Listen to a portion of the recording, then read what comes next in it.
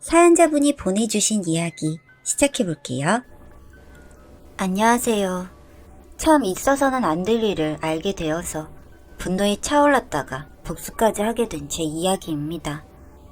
저에게는 언니가 있습니다.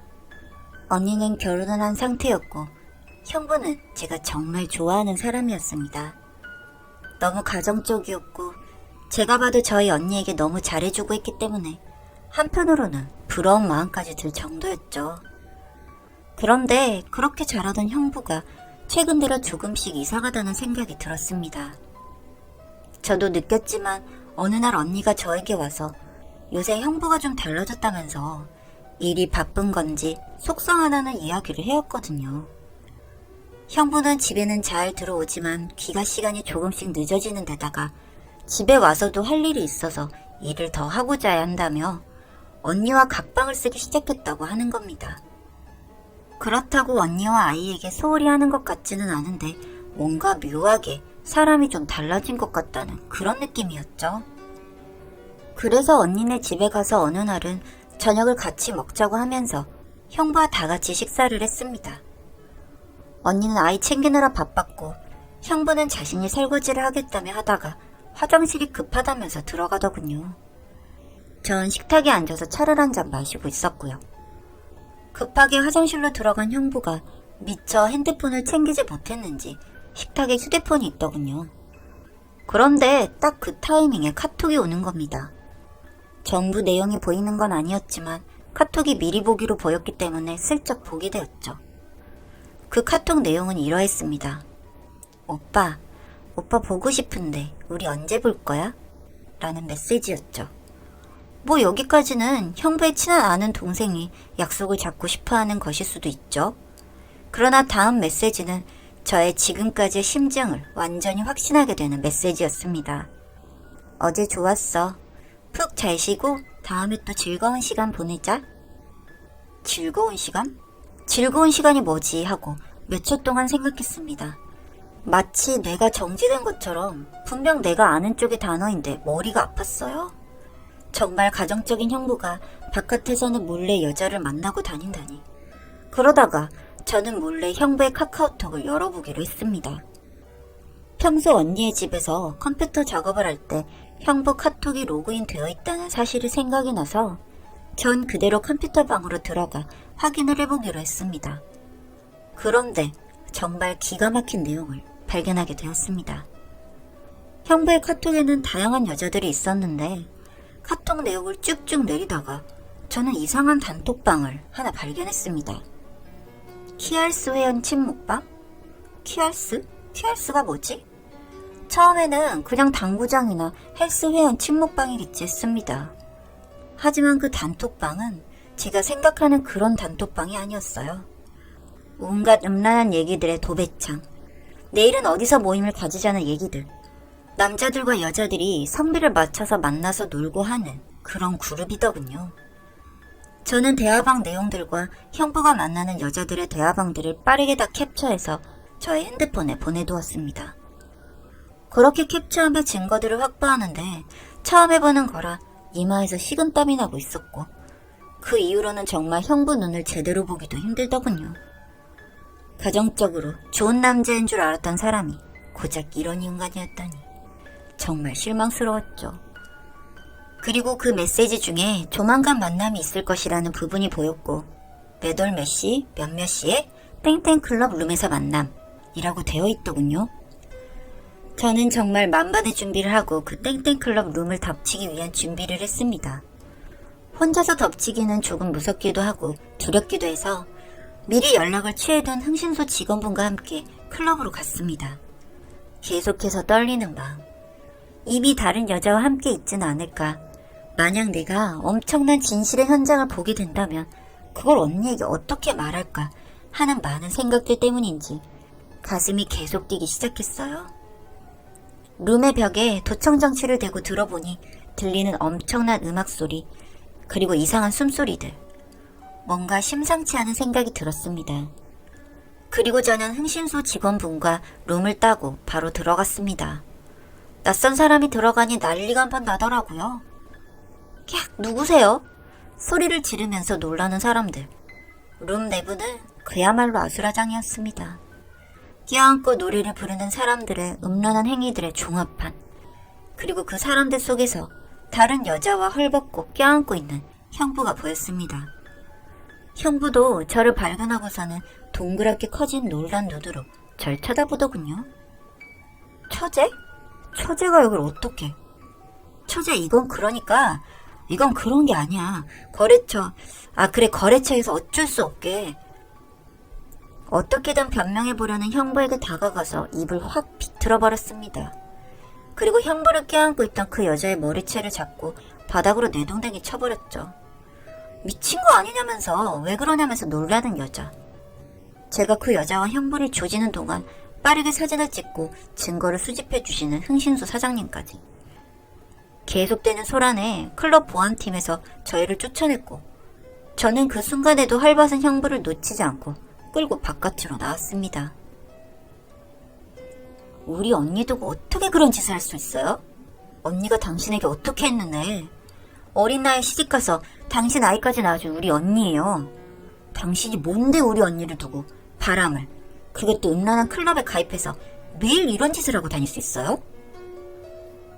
헐벗은 형부를 차갑게 바라보며 쏘아 붙이듯이 물어봤습니다. 갑자기 언니 생각이 나면서 마음이 아팠어요. 26에 시집가서 28에 아이를 낳고 이제 30살. 3살 아이의 엄마. 아직 너무 젊은 나이. 요즘 결혼치고는 그래도 빨리한 결혼이었고 아이도 빨리 낳아서 그 아이 키우느라 젊은 세월 다 보내고 있는 우리 언니인데 어떻게 그런 언니를 두고 바람도 이렇게 더러운 바람을 피울 수가 있는지 형부가 너무나 미웠고 죽이고 싶었습니다. 땡땡이도 아직 3살이에요. 3살 아이 두고 다른 여자를 만나고 싶으셨어요? 땡땡이가 아직 어려서 그렇지 3살 아이한테도 설명하면 알아들을 것 같은데 땡땡이가 상처받을 거란 생각 못 하셨어요? 계속해서 축 늘어진 눈으로 땅만 보면서 정말 할 말이 없다고 하는 형부. 그런 형부를 계속해서 차갑게 보면서 쏘아붙이듯이 물어봤습니다. 그랬더니 돌아오는 대답이 너무나 어이가 없었죠. 제 언니도 좋지만 다른 여자도 끌렸다고요. 정말 어쩔 수 없었다고요. 대체 뭐가 어쩔 수 없다는 건지. 다른 사람의 젊음을, 다른 사람의 삶을 망가뜨려 놓고 그저 사랑하지만 다른 여자에게 끌려서가 충분한 이유, 아니 변명이 될 수 있나요? 저는 계속해서 같은 말을 하는 형부를 향해서 내가 당신 연놈들하고 꼭 끝까지 가볼 생각이라고, 양심이 있으면 그 더러운 짓거리 계속해서 해보라고 말했습니다. 그렇게 한바탕 소동을 치른 후에 아직은 때가 아니니 언니에겐 말하지 않기로 한 그날부터 저는 더욱더 증거를 모으기 시작했습니다. 형부랑 같은 그룹에 있었던 사람들도 만나서 어떻게든 증거를 모았어요. 그렇게 제법 많은 증거들을 제 손에 쥘 수 있었죠.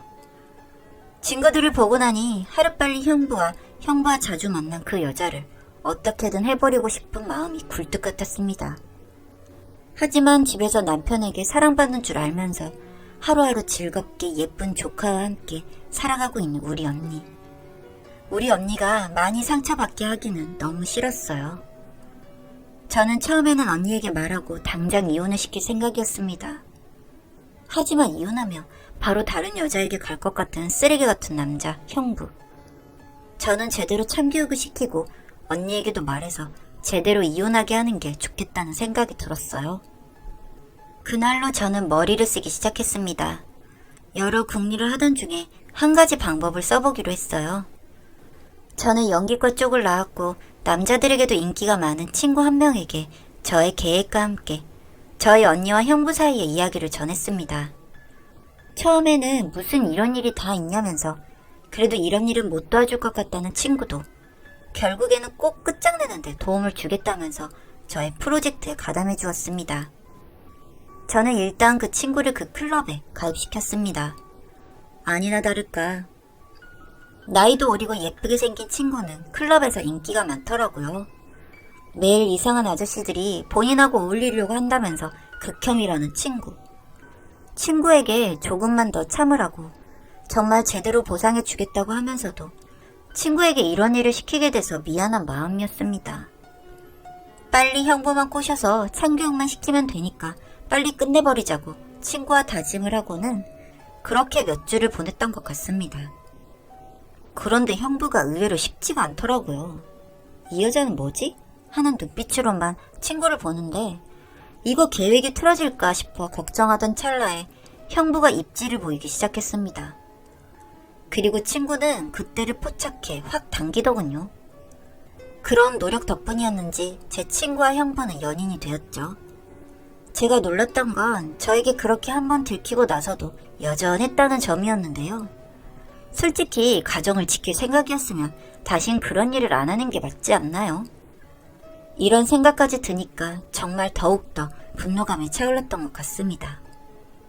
그렇게 친구와 형부가 연인이 되었고 이제부터 제 참교육의 클라이막스가 시작되고 있었습니다. 친구는 매일같이 형부를 만났고 형부에게 비싼 물건들을 요구했습니다. 아무래도 어린 여자와 같이 다니게 되다 보니 이런 요구를 할 때 혹시라도 안 사주면 본인과 더 안 만나겠지 하는 불안감 때문인지 형부는 친구에게 비싼 물건들을 계속해서 사주더군요. 안 그래도 원래 재산이 많은 것도 아니었고 여러 여자들을 만나고 다니느라 별로 모아놓은 돈도 없었던 것 같은데 자신의 수당까지 탈탈 털어서 사주는 꼴을 보니 기가 찼습니다. 하지만 수당도 뭐 얼마나 되겠습니까? 점점 돈의 위기가 오는 듯한 형부를 보면서 계획대로 돼가는 것 같아 고소했죠. 마치 재밌는 영화 한 편을 보는 기분이 들었던 것 같습니다. 그렇게 형부의 돈을 야금야금 먹게 하면서 저는 친구에게 형부에게 바람 피우는 모습을 보여주라고 요청했습니다. 계획 초반부터 저희의 계획을 다 알고 있었던 친구의 남자친구가 있었는데 드디어 그 남자친구를 등장시킬 시간이 되었던 거였죠. 친구는 자연스럽게 남자친구도 클럽에 가입시켜서 형부 앞에서 남자친구가 있는 모습도 보이고 아주 형부를 애끓게 만들었습니다. 내로남불이라는 말이 이럴 때 쓰이는 말이려나요?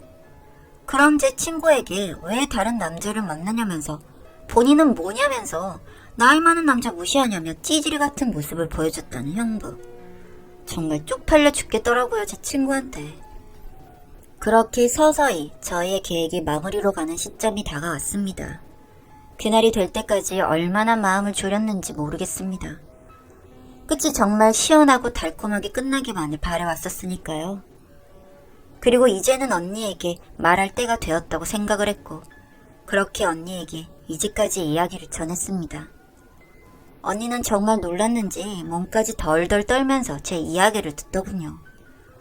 남편이 본인을 정말 사랑한다고만 생각하고 살아온 언니였던지라 아무래도 놀란 마음이 컸던지 제 앞에서 엉엉 울어버리고 말았고 저는 그런 언니를 안아주었습니다.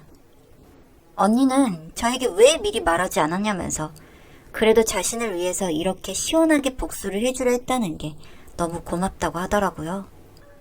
그런 언니를 보면서 앞으로 언니가 복수를 하고 난 뒤 이혼을 하게 되어도 정말 언니에게 힘이 되어줘야겠다 다짐을 했습니다. 그렇게 제 계획의 마지막 친구와 형부가 만나는 날에 언니와 함께 저도 클럽으로 향했습니다. 친구에게서 온 신호에 맞춰서 저희는 클럽 룸 안으로 들어갔고 그 안에서 서로 부대끼고 있는 친구와 친구의 남자친구 그리고 다른 여자와 함께 붙어 있으면서 내가 너같이 어린 여자와 만나는 게 아니었다. 돈만 다 뜯어먹고 단물 빠지니까 결국 똑같이 바람피는 너 같은 거는 만나는 게 아니었다 라면서 화를 내고 있는 형부를 만날 수가 있었습니다. 참 그 모습을 보는데 언니는 어땠을지 모르겠지만 저는 정말 찌질해 보이고 참 우스워 보이고 그렇더라고요. 그러다가 그 인간이 저희 언니를 발견하고는 여기는 어떻게 왔냐면서 놀라더군요. 언니는 너무 화가 났던지 소리를 지르면서 지금 뭐하는 짓이냐며 울분에차서 한바탕 난리를 치고 주저앉아 울어버렸습니다. 그런 언니를 대신해서 친구와 함께 그 인간에게 말해줬습니다. 똑같이 당해보니까 기분이 어때요?